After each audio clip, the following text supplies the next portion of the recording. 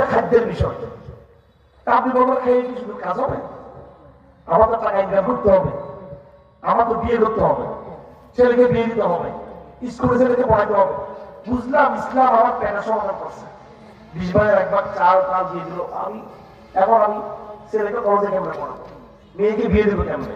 আমার তো টাকা লাগবে, আমার তো আরো কাজ আছে। স্বর্ণের 40 ভাগের 1 ভাগ, রূপার 40 ভাগের 1 ভাগ, নগদ টাকার 40 ভাগের 1 ভাগ। আর যত ব্যবসায়িক পণ্য ব্যবসায়ীরা ব্যবসা করে 40 ভাগের 1 ভাগ জাকাত আদায় করতে হবে।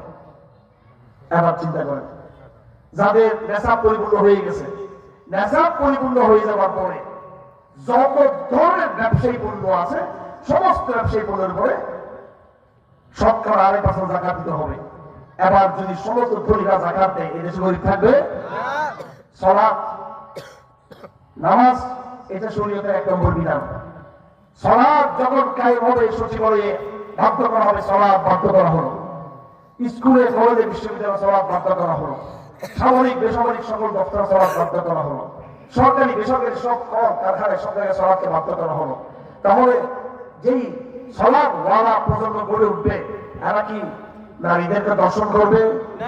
নারীদেরকে ইফটিজিং করবে?